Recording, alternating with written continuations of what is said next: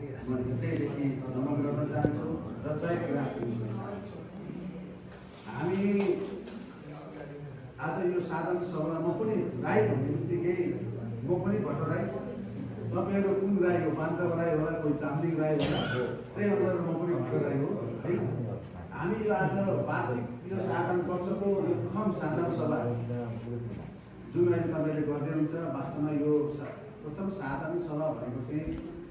वर्षभरि गरेको कामलाई त्यो सामाजिक क्षेत्रमा होस्,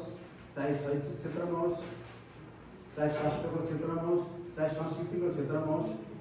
विभिन्न कार्यक्रमहरूलाई सभ्य र भव्यको रूपमा सम्पन्न गरिसकेपछि त्यसमा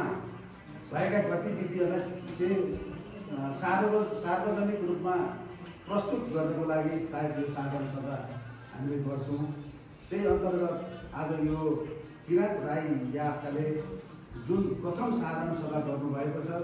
यसको लागि म 14 नम्बर वडा कार्यालयको तर्फबाट हृदयदेखि धन्यवाद र आभार प्रकट गर्न चाहन्छु। किनभने धेरै सङ्घ संस्थाहरू दर्ता हुन्छन्, ती सङ्घ संस्थाहरू चाहिँ किताबी रूपमा मात्र मैले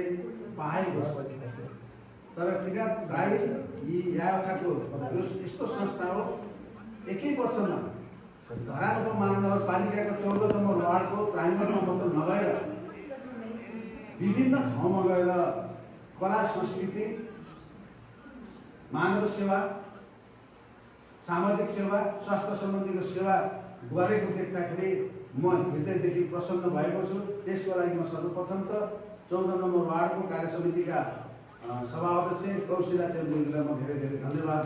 व्यक्त गर्न चाहन्छु। साथै उहाँको टिमलाई, किनभने मैले त्यसले गर्दाखेरि म यहाँ के आग्रह गर्न चाहन्छु भने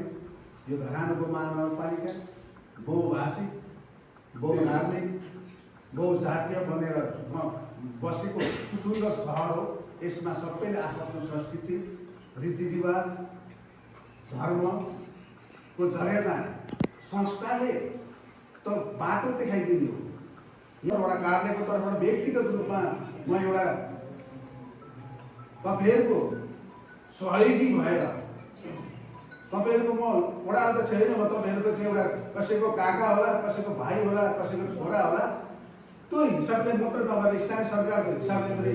म केही बजेट विनियोजन गर्ने प्रतिबद्धता जाहेर गर्छु। मलाई खुसी लाग्छ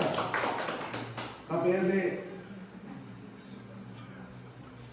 नाच्दै गर्दा साकेला गर्दै गर्दाखेरि सायद